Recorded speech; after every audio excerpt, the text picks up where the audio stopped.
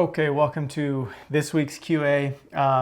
This one kind of turned out very interesting in terms of the questions that came through. They're all sort of centered around a theme. The one that I'm going to sort of kick it off with, I actually came in via email. I won't release the person's name because I'm not sure if they wanted it released or anything like that. It actually was a question that sort of came in about something else that absolutely has to do with, it is the number one question that we get asked here at Collective Evolution pretty much the whole time we've ever been around, but mainly in the last like 5 or so years.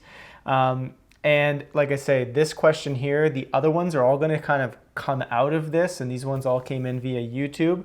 The question is, I'm concerned CE is moving from spiritual to political.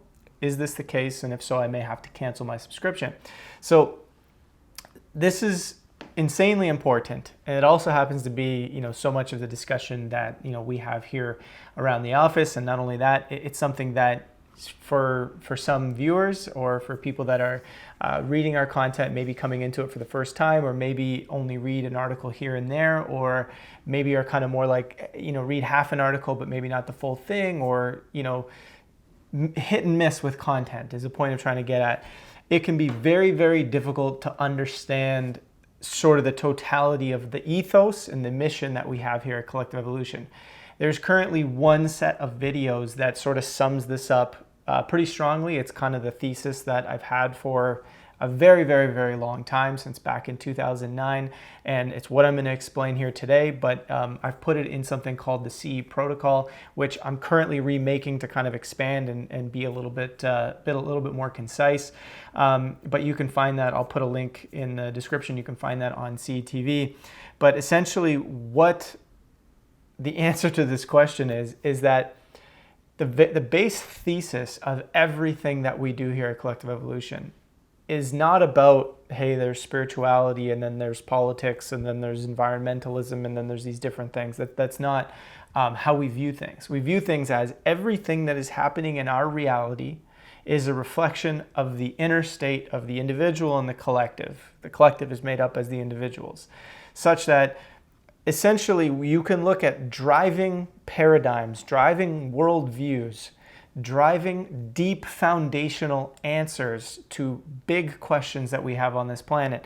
These driving forces that make up who we think we are as human beings, how we live our lives, the base worldview of how our society should function, all of that comes out, is what creates our society, right? So as spiritual beings having an experience, what we call spirituality, right? Like this idea of, is something spiritual, right? This idea comes from the idea of what are we really looking at here? Are we saying that we need to talk about, say, like chakras and meditation and, channeling and psychic stuff? Like, is that what spirituality is to some people? To some it is, right? To others, spirituality is, looking at the deeper aspects of what makes up who we are. Like, why do I have my thoughts and beliefs to be the way they are? What about me is driving, some people look at this as personal development, personal transformation, i.e. spirituality, somewhere in that realm.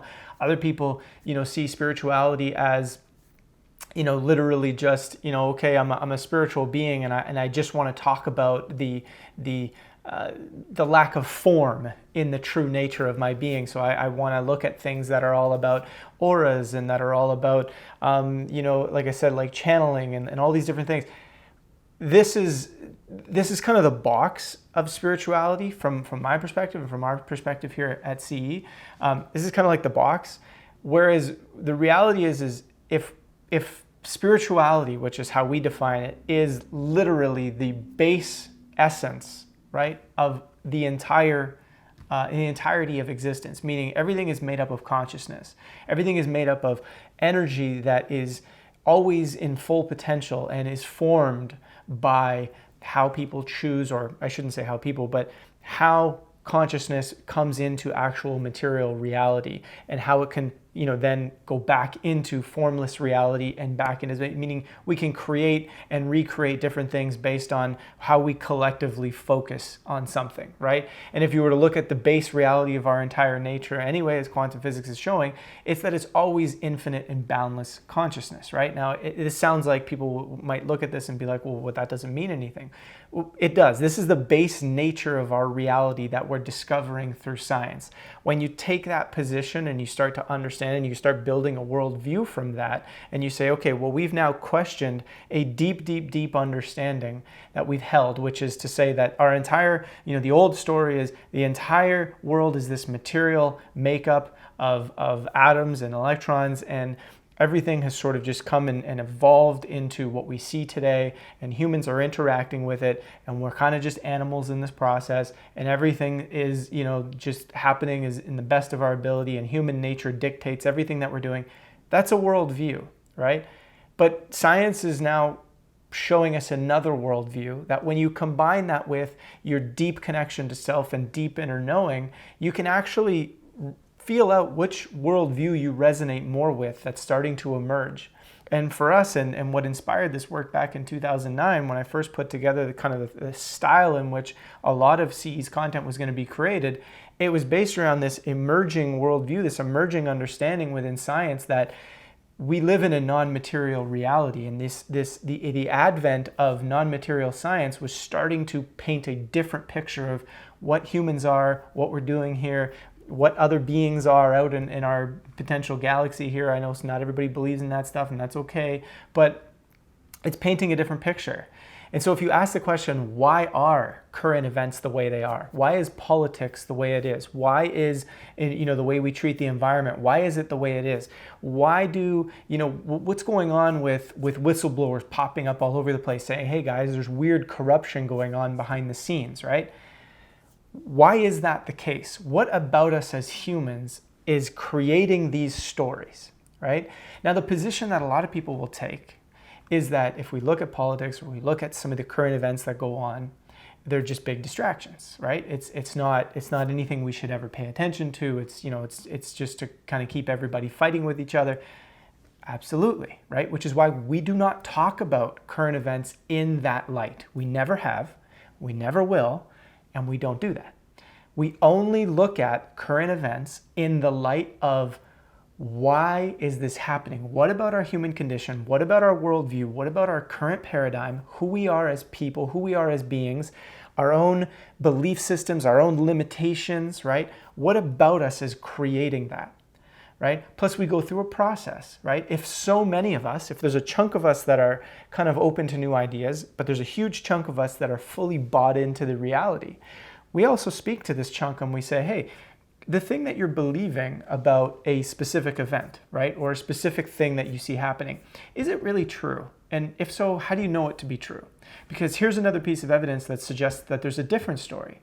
Now, if there's a different story, how does that change your reality? Right? How does that change how we move forward as human beings? So when we do that kind of work, we're expanding thought and we're building tools within somebody that says, maybe I should have a better critical thinking. Maybe I should look at stuff a little bit more clearly. And maybe I should look for biases, and I should check for my own cognitive biases and check for my own, ways of discerning my reality that might be limited, that might have been based on just, I look at mainstream media, I believe what they're saying, and I move forward. The implications of how we think about all these things is spirituality. That is the driving force that creates our world. So this idea that we might just say, hey, let's go talk about chakras and all these things that might be like kind of like what we might call the box of spirituality, what I've found in my 11 years experience is that doesn't really change a whole lot about our world. It makes minor adjustments in people. I've seen some minor adjustments, but they often don't know how to then take those applications and apply it to our current reality, right? It's, okay, I kind of have a new sense of who I am, but this world is crazy, and politics is crazy, and money is crazy, and everybody's just crazy, And I notice those people having a very difficult time, right, knowing how to integrate these new understandings into our current world, which is why, again, we have the thesis, the basic underlying nature of why we do what we do here at Collective Evolution, that, to be honest, it's been the bane of our existence. So many people will look at a single article or a single video and not really understand what it is that we're saying or what it is that we're trying to put forth as the underlying truth of what we're sharing. And then we get labeled as, oh, you guys are conspiracy theorists. Oh, you're just a political analyst. Oh, you're just airy-fairy, new agey type people, right? We get every label. And we get every label because we look at things in a radically different way, radically different way. That when you pay attention to enough of our content, you start to see, hey, there's something going on here that's different, right? And we do get that feedback from a lot of people. There are a lot of people who do see what it is that we're trying to do in totality, but it's hard to do that when you're just kind of picking at one piece of content here and there. Or if we headline read, right? This is another big challenge that we've noticed over the course of time.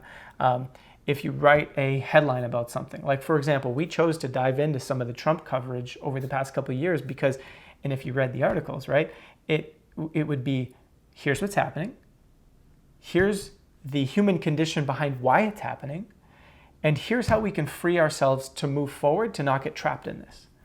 But because people would see the word Trump in a headline, oh, this is political. It's not political, right? We're asking the question, this is happening in our reality. We can't bury our heads in the sand and pretend that this isn't happening. We got to ask the question, how do we shake this up? How do we change what's happening in our reality? If Trump is quote unquote dividing the public according to the mainstream side, but then there's a whole other perspective of people that are saying, I don't feel like he's dividing the public. How do we have that conversation as a community? How do we have that conversation as people, right? We have to figure out how to come together and say, here's a conversation that's pop culture, it's in the public, everybody's talking about it, people can't get away from it. We can stand back and we can judge it and say, well, those people are just going back and forth. Or we can say, holy crap, they're part of our collective. That entire conversation is creating a foundation for how our society moves forward. That entire conversation is based off a worldview, is based off an idea that says, well, politics is this really important thing, and there's the left and there's the right, and this is how we've been trained to believe about things, and so let's just believe in that. And what we're saying is, hold on, I know you've been trained to look at things that way, but is there another way to look at it? And really, where has that gotten you to look at things that way? Are you enjoying this? Are we thriving as a collective? Is this really bringing us to where we need to be? When we start to look at the different forms of corruption that are in play, are we supporting something? Are we engaging in something that is really corrupt from the underlying nature of it? And perhaps it's time to take a step back and say, why are we engaged in this? What about our beliefs is just getting us stuck in this idea? Why can't we communicate? Why are we we're becoming more and more divided, right? And so it's important to look at the world that way. And so in that way, we're not quote unquote spiritual or political. We take a position that says all of this, what we create out here, is part of one story, one human story, one human idea that says, the world we're living in right now is built off of a lot of foundational beliefs and ideas about who we are, why we're here, and what we're trying to do here. The only way to change it is to address them, is to look at that core, is to understand it. And that involves both personal transformation on the individual level of understanding ourselves, our belief systems, our emotional patterns, why they get that way, why we start to get stuck, why we start to get triggered, and how all of that creates a lens for how we then engage in our world. But then at the same time, to take that understanding of ourselves and say, if we were to blow off the foundations of what we think our reality is, and we were to reimagine what it could be, especially with the personal transformation we're doing over here, what would that world look like? How would we create society? What would really be possible? How many things have we accepted when we were sort of maybe less conscious of so many things, and we were just more focused on, this, that, and believing in this, believing in that? How many things did we accept about humanity, about nature, about ourselves, about our relationships, or how we relate to all of these things? How many things have we accepted that are not actually true? We got to examine those things. And we got to look at an entirely new reality, bring in possibility. What is the actual possibility that's here, right? And so all of this is one conversation. And in our content, we have many of those conversations in a lot of different verticals all over the place. Sometimes it appears political, right? So sometimes it looks like you're talking about a political event. But what's happening right now, but the whole Trump-Biden fiasco and the massive division of the United States, that's a spiritual thing. That's not a political thing. You can look at it from a limited political lens and you can play in that realm the entire time. Or you can ask the question, why is that happening? What's actually going on within people that's causing that massive divide? What's actually going on within, what does it say about the nature of our system and the levels of corruption that might be involved? What does it say about that? And do we want to participate in that? And if not, what is it going to take to actually change, right? So we've asked all these questions over the course of the years, and this is why our thesis, the main understanding, like this is my personal contribution to this space, is to look at our world from a completely different lens and a completely different way of not only performing journalism, but of looking at who we are as people in looking through journalism and then saying, okay, well, now how do we rebuild a reality? How do we actually create a new reality out of that, right? So it's not a process where we just kind of sit back and watch some anchor on the television set and then just go on living our lives. This is different. What we're proposing here is a deep engagement in understanding self, relating, exploring a new relationship to self, exploring a new relationship to each other, exploring a new relationship to nature, and re-examining our worldviews and asking, how can we look at our world differently to create a different world?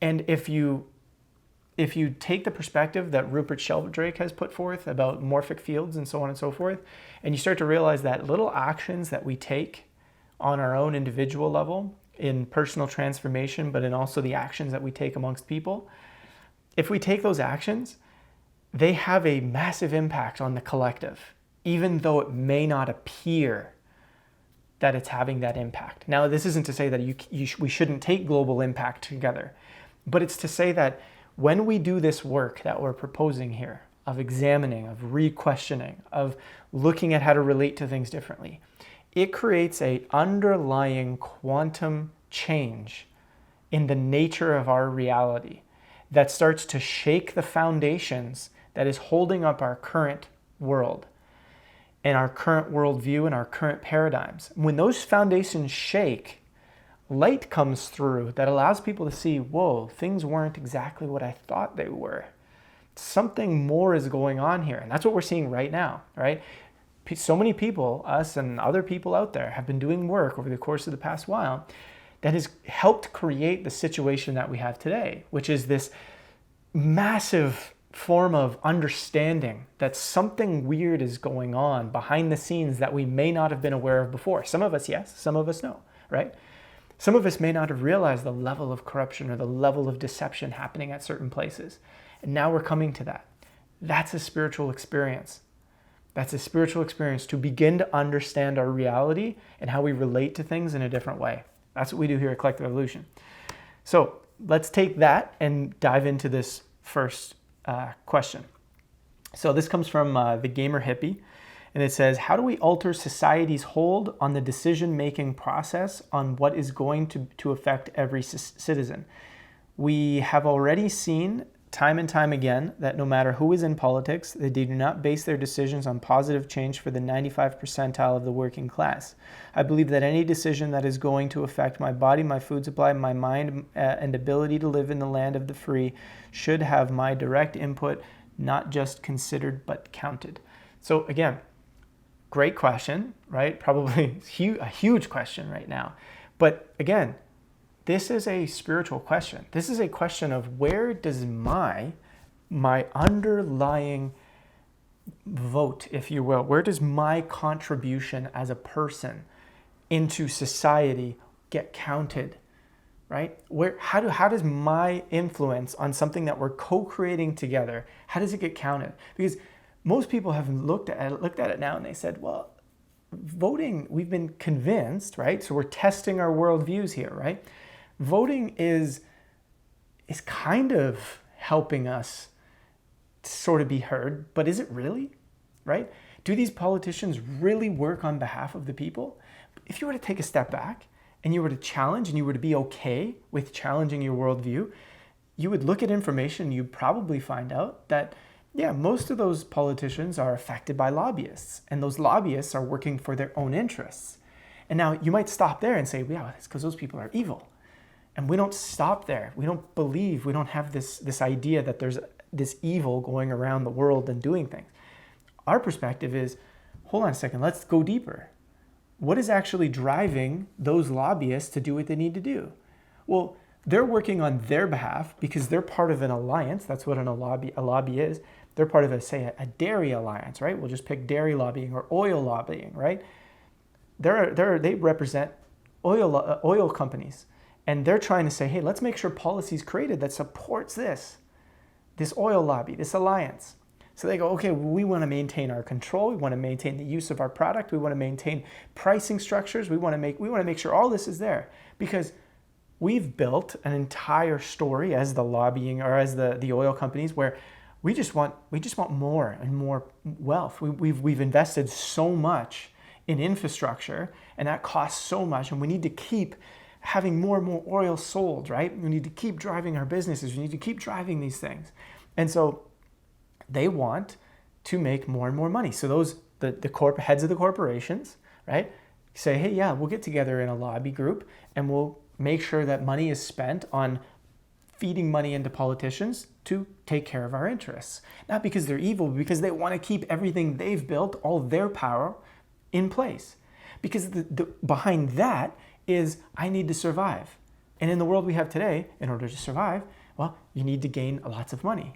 And if there's a resource over there, right, our worldview states that, well, we can't just share this like amongst each other and like leave enough there so that, we all just take a little bit, because our belief is survival of the fittest, right? We got to compete with it. If I don't take it, someone else will. So go take what's yours. That's our underlying worldview. So then let's take it a step deeper. Where does that come from? Why do we have that? What is it about us that's in this survival mode, that views each other and that relates to each other as competing, that sees nature as something that we're supposed to conquer and control? What about our worldview is doing that? So to look at things just politically would be to say, let's take a small little scope and say, look at these evil, corrupt people that are doing this, right? Whereas we're saying is, yeah, that corruption is going on, but what's driving the corruption? Then what's driving our support of that corruption? Then what are the systems that are there that are supporting the whole ability for that corruption, that are incentivizing that corruption? Then you go even deeper and you say, well, what built the systems we have today? And why are they built this way? And is it time to question the way we think, which will create a new system, right? So to go and to answer this question, because that partly should have answered some of it, even though it's kind of a roundabout way of doing it, which, sometimes people say, I have a problem with doing stuff like that. But hey, this is how I get across complex ideas. If you want 5-minute sound bites, go somewhere else. That's not what this channel is for. That's not what this is about.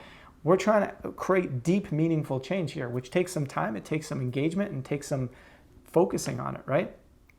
But yeah, people aren't represented, right? So if how do we stop the decision process? Like 5G, for example, people may not want 5G, but why is 5G being carried out? Well, because you have this economic system that drives a race for 5G. But the economic system is also supported by worldviews, by different ideas about who we are, why we're here, and what we need to do and how our society is, right? And all of these things, if we don't question them, we accept the systems that we have today. If we don't question, wait, why are we doing this? Not just answering it from a systemic point of view, but from a worldview point of view, from a deeper paradigm. Why are we actually doing this? What have we believed about ourselves here, right? And this is what we have to start questioning, because otherwise stuff like 5G, having our vote, having our decisions mean something, having our own, hey, this is what I want to happen, it's hard for it to be counted because the system is not set up for each individual's vote to be counted in that system. It's not set up for that. So we need to shake that system. How do we shake that system? How do we rumble that system? Well, we question. We take different actions that don't necessarily support that old worldview and paradigm of conquering nature. So in our own lives, where do we look to conquer nature? Where do we look to take advantage of others? Where do we look to take more than we might need in terms of a resource or in terms of a commonwealth, right? Where are we looking to do this? Where are we looking to capitalize in these ways, right? What about me is just bought fully into the system? How can I shake up my beliefs, re-question, suspend what I know about reality for a moment, and begin to look at it and go, okay, how can I see this in a different point of view? And this is where I'm asking you to take a leap. When you do that and you start to see the world differently, you will begin to be inspired about how you as an individual in your own life can act and how you can make change. I can't sit here and say, here's what you do, and that'll apply to a whole bunch of people, right? That's not how it works. Because the reality of the situation is we each have a role to play. And every single role that we're all going to individually play is small, right? It's a small thing that makes up a larger shift that's happening, right? And each one of our roles is incredibly important, right? So what we're looking at here is if we want to know how to operate differently, but we want to hold on to our old world views per se, then we might be still looking at how can we operate in society today in a different way, but I'm still not necessarily sure if I want to let go of my old way of seeing the world, right? My hold on that I have of like, okay, well, the world has to be like this, the economic system has to be like this, right? Like a lot of people want change, but when I speak to a lot of people out there, I find out that they're actually scared of the change that they want to happen. It means there's a part of them that's not ready to let go of the system that we have today, of the world that we have today, of the way we do things today, right? So what can we do? So I'm going to try and give some level of action-oriented stuff here. Obviously, raising awareness about stuff. So that's a lot what we do here, right? We raise awareness about stuff.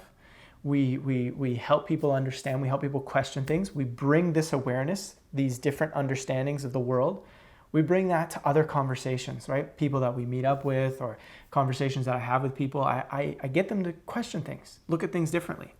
Because that adds to more people questioning, like even this question that was brought forth, how do we make sure that each and every citizen's sort of perspective is taken into consideration when we're voting on something that affects ultimately the Commonwealth, right? Land, resources, this, that, air quality, water quality. So have these conversations with people and crowdsource, like, hey, suspend reality for a moment. What would it look like if we did this? How can we take action on this? What are your thoughts? What do you think, right? And sometimes we'll think like on a local level, it's way easier to get your government to consider the neighborhood on a local level. On a state level, way harder. On a federal level, not even considered. From my experience, from my interpretation, what the people want is not considered on a federal level. Period. It's just not. But it's also not because the story on a federal level, the worldview on a federal level, is to conquer. That is the underlying worldview of federal government. Control and conquer. Not just our land, but the land elsewhere, right? If we could, we'd go take it. But we don't necessarily want a war. Maybe we do at some points, right? So it's not about the people, because conquering is not about people. If the worldview of federal government was to help its community, its country to thrive, not thrive just saying, yeah, hey, let's make sure the economy's okay, right? As political pundits talk.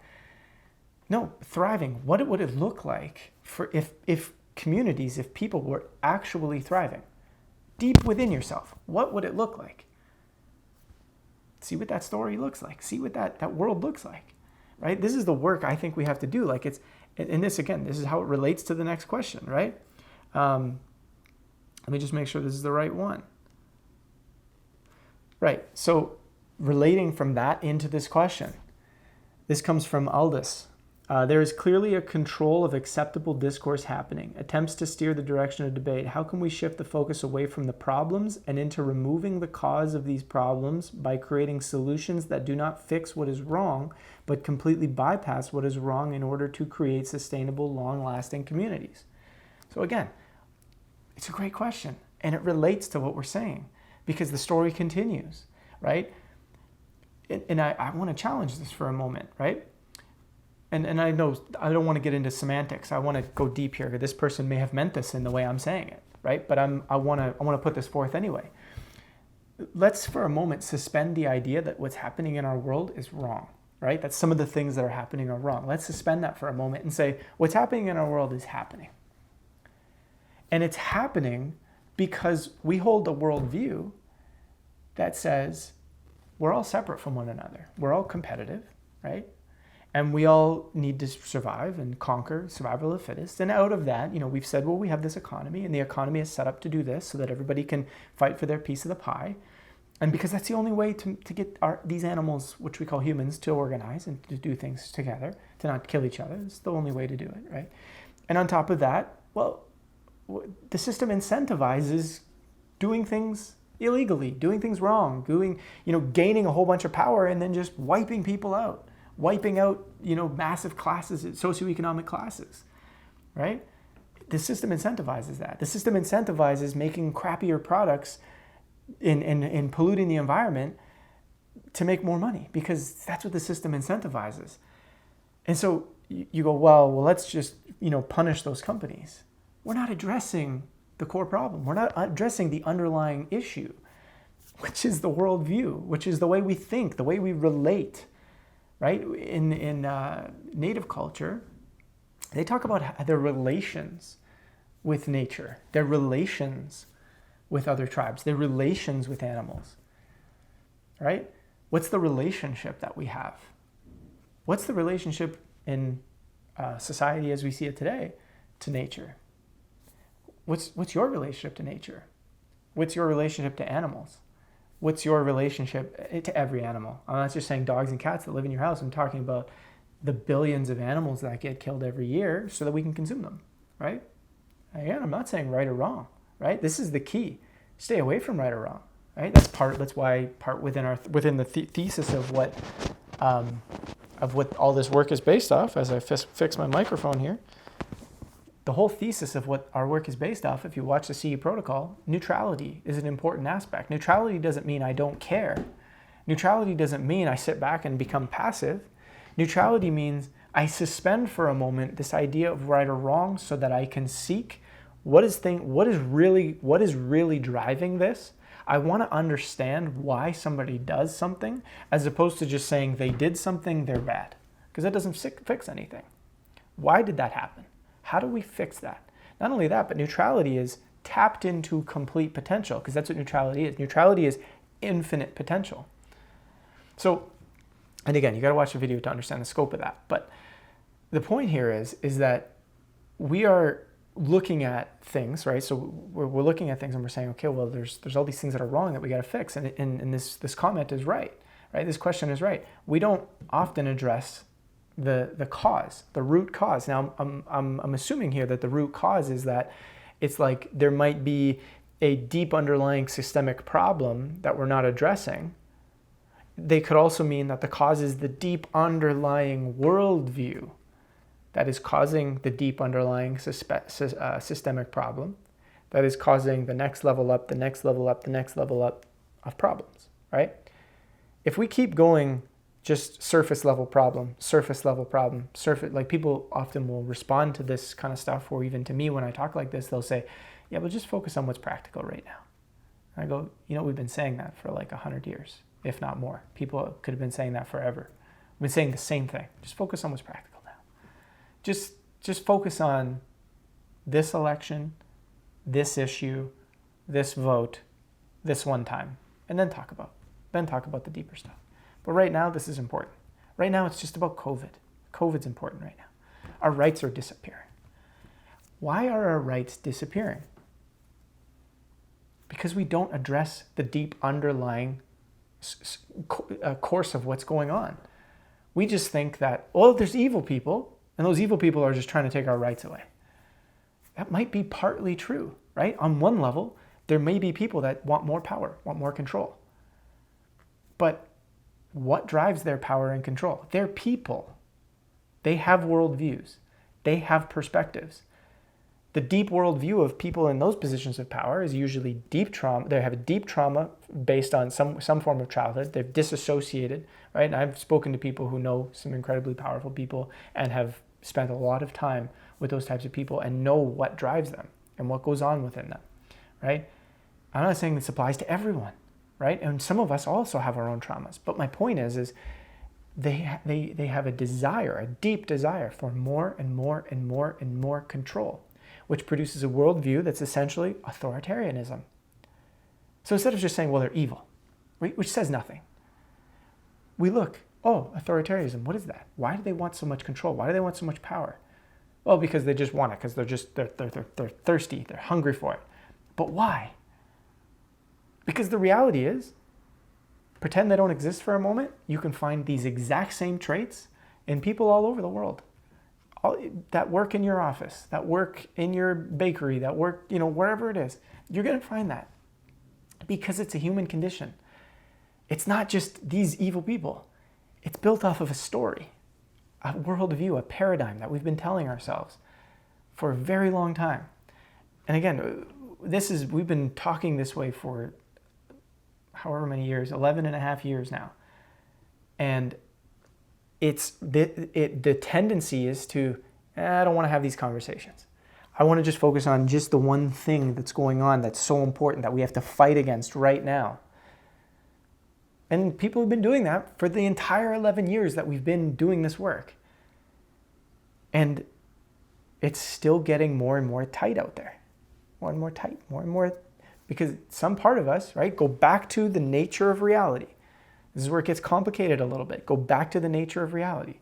Morphic resonance, source, fields, everything is infinite potential. It's impacted by our collective understandings, right? It's impacted by our individual lenses. Reality forms out of what we believe and intend and collectively put power and strength into.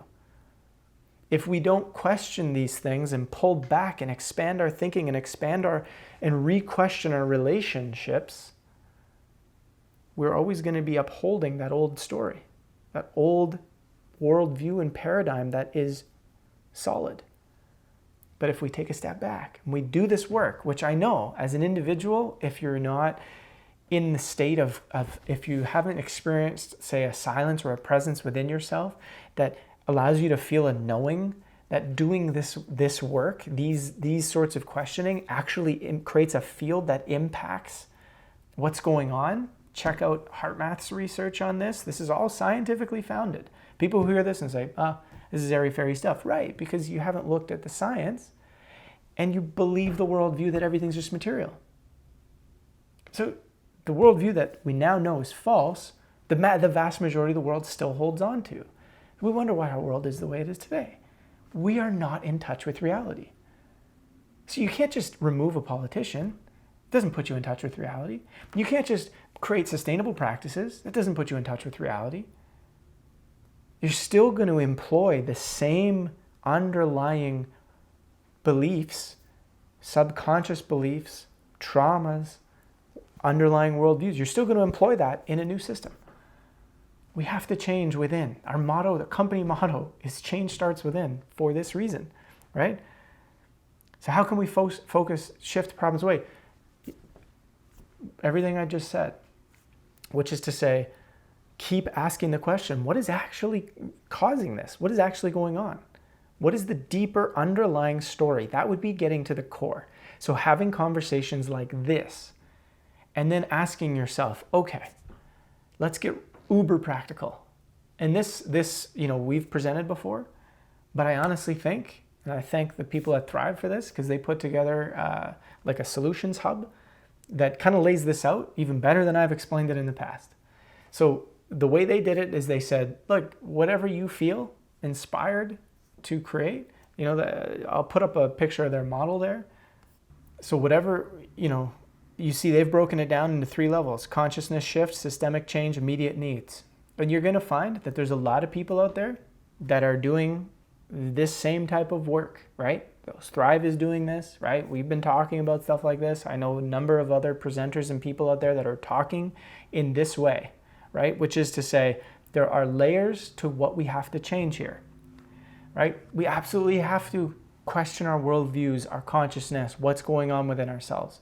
This is a huge, huge driving force behind all of this. But then we go with that new worldview, with that new understanding, right? How do we want to interact? Do we want to create change on a system level? Do we want to address immediate needs, right? So do we want to go and help people on a daily basis with, feed people or providing other forms of assistance that we might need, or get a job in a particular way that addresses immediate needs to serve the community around us? Do we feel inspired to do that? Those are huge actions to take. Huge, huge, huge actions. Or do we feel we want to work on systemic change, which is going to take a little longer, right? It's gonna be a little bit of like, okay, well, this is something that it may not change right away, and I got to be okay with that, right?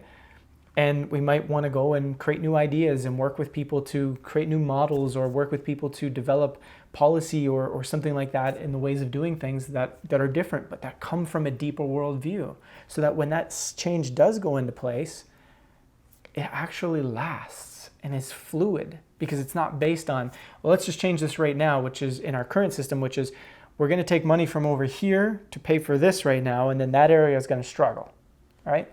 Which is how we do things now, right? So the other layer is people look at, shifting their consciousness. So addressing the deep, so what we're talking about today, addressing the deep underlying beliefs, the big picture, the deep worldviews. Where do you want to play it in that realm? Is that how you might want to contribute? Is that how you might want to build upon ideas and then disseminate that to people? Like, that's what I feel. The top two are the main two that always come naturally to me. In immediate needs, I find myself here and there, helping people when I can here and there. But the majority of what deeply drives me is number 2 and number 3, right? Same message, different wording, right? So if you didn't like the way I put it, go check out the way they put it. Same message, different wording, right?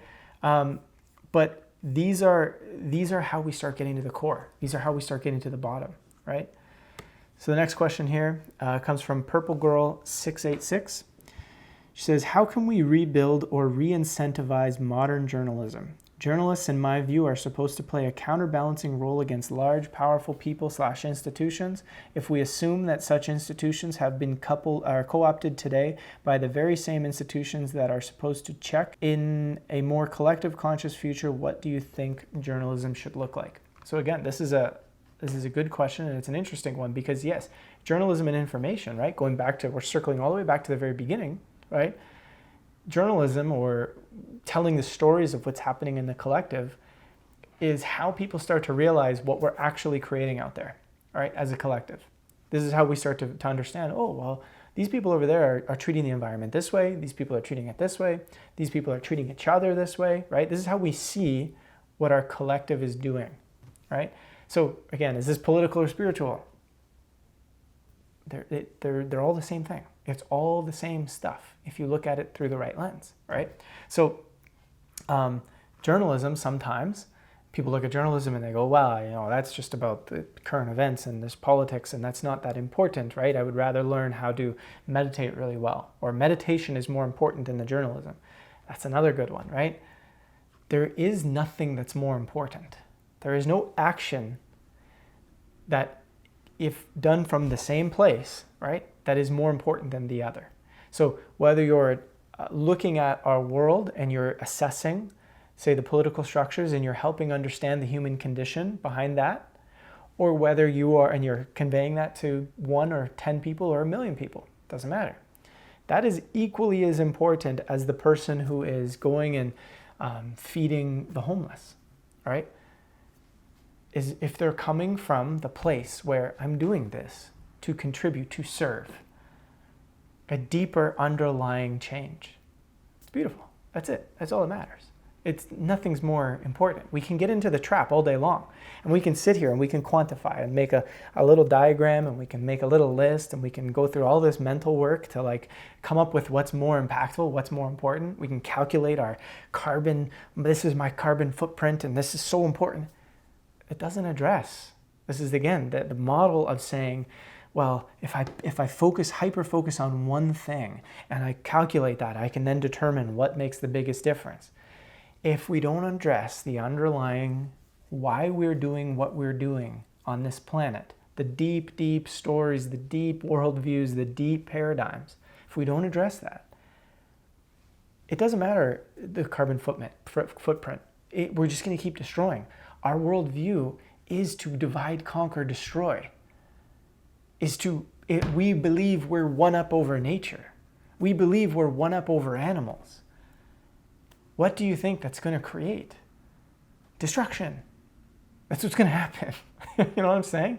Right? People say, yeah, well, we can eat animals. That's fine if you want to do that. The natives ate animals too, or they still do.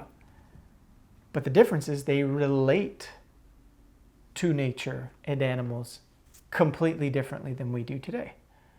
We, for most of us, relationship with animals. What's my relationship with a chicken? Don't even think about it, because we're so disconnected from the fact that little shape on our plate is a chicken that was probably grown in darkness and had a horrible life so that we could eat it, right? And again, I'm not judging the experience. Be very clear here. Have the courage to listen to what I'm saying so that we could eat it. And that's our relationship. Whereas having a different relationship might look like this. I see the chicken, I raised the chicken, I cared for the chicken, I appreciated the chicken. Then if that was my personal journey at this point in time, I chose to eat animals, I would kill that chicken, appreciate what it provided. I have a direct relationship to it. Or maybe I couldn't kill it, but because I didn't want to see that or whatever, and I asked somebody else to. And then, I ate it, whatever, sparingly. It's a completely different relationship than today, where it's just we're just gluttonous. Our entire world is we have no connection to anything we're doing. It's completely disconnected. These are the deep underlying things that we're talking about here, right? Kind of went off track there, but sometimes I have to do this. And if you kill me in the comments, that's fine. I don't mind.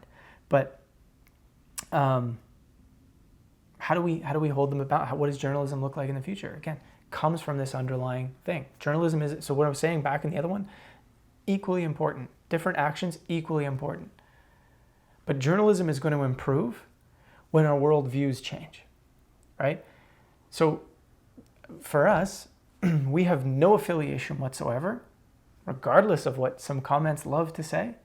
We have no affiliation with any political party, with any political person. Do not care.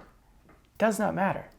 Do not believe that those systems are going to create the change that we feel is deeply possible within ourselves. So we just don't feel it. That's not what we do. We don't care about any particular gender or any particular color of skin. We don't have any affiliation with any of that kind of, it does not matter. That's not who we are. Who we are is much deeper than that. So why get caught up in all these little things, right? Now, if there's people treating other people because of those things, we're going to look at it and say, well, this is interesting. What's going on here? Where does that belief come from? Why are we doing this? How do we nip this at the core? As opposed to, you can't do that, you're horrible, you're a bad person, and then silence them. You're not allowed to talk anymore. Shh, shh. We never seek to understand. That's a huge problem in journalism. We don't seek to understand. We just want to point and then judge, and then say, this is what should happen to them. Which is why you're seeing so much cancel culture. Because cancel culture is not like we're trying to clean up the way people act. We're actually just, maybe deep down we think we're cleaning up, which is fine. That comes from a limited way of looking at things, that this is, okay, we're cleaning things up. But really, we're just trying to shut people up that we don't like and never deal with them. We think that by shutting them up, they're suddenly not going to be racist anymore. Or they're not going to be, biased towards genders or prejudiced towards specific genders. That doesn't solve anything. We are here to solve. We are here to find out what's going on behind the scenes. That's what we do. So how does journalism get better? How does that look like in the future? When we change these things about ourselves, when we do the individual work, and then those people go into journalism, that's how it changes, right? That's how it becomes different. Now, for us, we're still in a rocky position here, right? Because although we're doing this, it's a new idea, right? We've been doing it for 11 years, but it's still a new idea. It's still not quite understood. It's why sometimes people will ask us, be more direct, right? Because what they're saying is, talk to me from the old worldview, right? Or talk to me from a way where I can get up right now and go take an action. It's like sometimes it's not that simple. And we've done that for a very long time. And now it's time to do something different. And so that's what we're doing. And so for journalists like us, because we're not just saying, well, these people are corrupt and they're bad, right? Majority of the big YouTube voices that you're going to find that talk about current events, you'll find there's good guys and bad guys. That's their view of it, right? This is right and this is wrong. And we say, okay, great, that's part of the story. And there's a very good service being provided by those individuals. Their service is helping people understand that there's things going on behind the scenes that they may not have been aware of, so they can make they can have new perspectives on things. So it's a mind expansion tactic, right? It's very important. But then it goes deeper and it says, okay, but so why are things that way? And how do we actually solve this?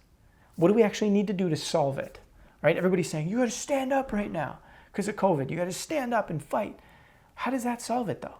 Like, what is that going to look like? I'm not saying it's wrong. I'm saying, okay, so let's play it out. So we're going to fight. So what does the fight look like? Do we all show up in front of government and get them to say no more lockdowns? And then let's say they open it back up. Yay, no more lockdowns.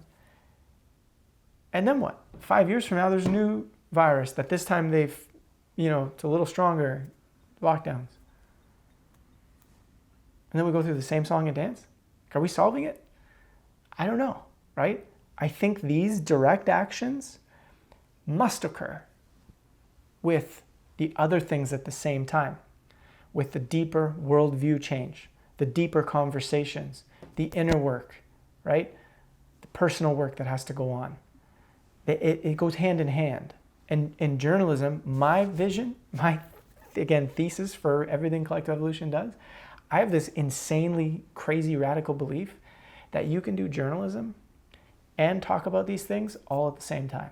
You can talk about the underlying worldview, personal view of what's going on and do the personal work by, stuff we have in CETV, different courses and stuff where you do the personal work. That can be done alongside with understanding our reality, and we can bring those new understandings and that worldview into journalism and understand our reality and then build a new future together. That's my crazy radical idea. And to be honest with you, it doesn't go over that well sometimes. Not a lot of people fully grasp that that's what we're trying to do, and that's okay because it's a new idea. Maybe it's too much. Maybe it's too, sometimes people say, it sounds too sophisticated or whatever. It's like, maybe it is. I don't know. But I'm doing it because that's what I feel like doing. And those who get it, great. And those who don't, I don't know. Like, call us political. Call us, conspiracy theorists. Call us New Agers. Whatever you want to say, right? But this is what we're doing. So that's what I think journalism looks like, is people coming from a different worldview, a different understanding of things, one that's based on connection. What am I really doing if I tell a story that misleads people to my political side? Because a lot of people know, a lot of journalists know they're doing it. They know that they're putting their own left or right spin on something. What world does that create? That creates a world where it's like, my people, I'm trying to convince people to come to my side. Those are the bad guys over there.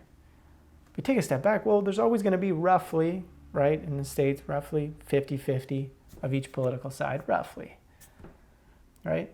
So what are you really doing? You're saying, I'm always fighting the other half to see what I'm seeing, and they're always fighting me, and they're right and they're wrong, and we can't come to agreements on things, and blah, blah, blah, blah, blah. That's what journalism is today. Not to mention all the corporate influence, all the corruption, all the silencing, all the censorship, which is what? A spiritual thing. A spiritual thing that says we are obsessed with control. We're obsessed with needing, no, we need to control. You're not allowed to say this. And people say that it's only the cabal or the elite that do this, only the deep state that does this. No, look around. Look at all the people who want this kind of stuff to happen, who support this full through and through. Oh, they only learned that from the media. Partly true. Partly true. Those people want to silence other people because the media has told them that's the agenda. That's how it's been socially engineered. But you go a little deeper, why are people always trying to control their kids and everything they do? Not saying all parents are doing this, but you see it a fair amount. My kid needs to go into this profession or be like this or be like that, or, I want to, why? Because they're protecting something else. What are they protecting? Some other pain or hurt. They don't want people to think a certain thing of them.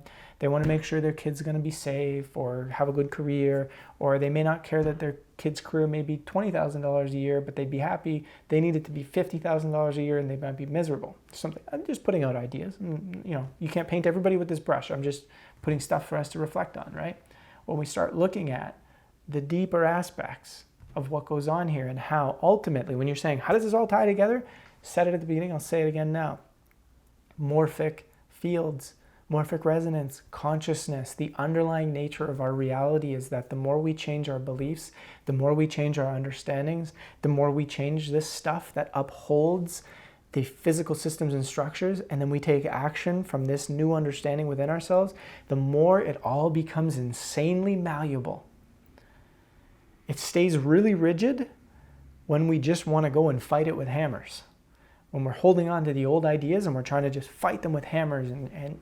But when we start to change, we create the opening. It's like when you're having a change in your own personal life, right? Personal is just a micro of the collective. Your own personal life. You can resist something, or resist a change like crazy, or fight against that change like crazy, or you can try and use force to bring a big change into your life. Like, oh, I need to uproot my entire life because that's the only way to solve this. I'm going to force this change. I feel like I need a change, so I'm going to force it. And you uproot everything. You move. You go to a new location. You get there and you go, oh, wow, all my same problems are here, because we try to use force to change something. But then we go inside and we go, why am I so upset? Like, what really was it? Maybe it wasn't that I needed to move. Maybe there was something else that's bothering me. And I start using the wisdom and I start using the power within myself to examine that. And I go, wow, I did need a change in my life, but it wasn't just moving. It was this other thing, whatever it might have been. Maybe it was like I had a really strong resentment. Maybe I was judging myself for something in particular, whatever it might be. And all of a sudden, boom, hey, there's a new job opening over here. Did you want to come do that? Yeah, I always wanted to live over there.